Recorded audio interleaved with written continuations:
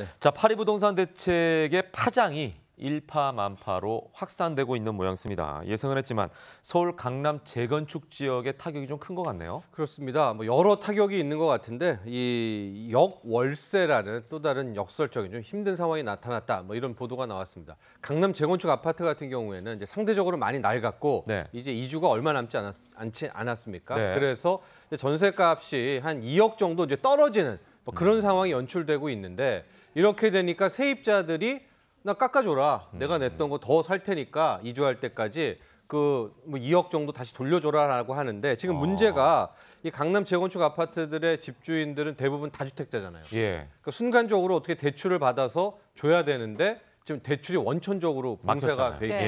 예. 그래서 이 역월세를 제한한다는데 이겁니다.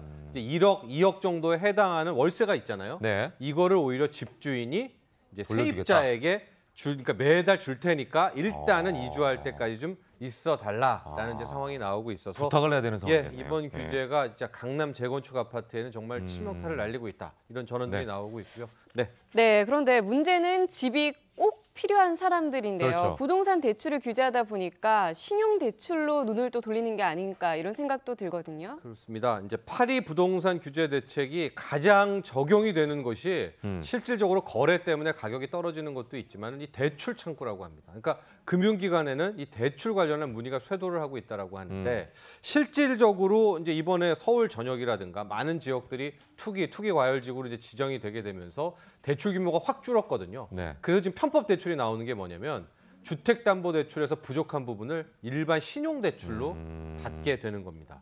근데 저기에서 보시면 알겠지만은 금리 차가 상당하거든요. 꽤 있네요. 예, 신용대출로 받게 될 경우에는 지금 뭐 4%대 위로 나와 있지만 네네. 아마 개인 신용등급에 따라서 5%대까지도 오. 갈 수밖에 없는데 그럼에도 불구하고 이제 막 집을 살려는 분들은 네. 돈이 어쩔 수가 당장 없는 없으니까 거죠. 예. 신용대출로 이제 돈들이 몰리게 된다. 네. 여기에서 또 뭐 금융기관들도 편법을 좀 가동해서 실제로 주택담보대출을 받으면 신용대출을 못 받는다고 그래요. 그러니까 신용대출을 먼저 받게 한 받고. 다음에 한 아. 2달 있다가 주택담보대출을 받게 하는 뭐 이런 모습인데 네네. 이거는 실은 당국이 원했던 것들은 아니죠. 그렇죠. 네, 예. 그렇습니다.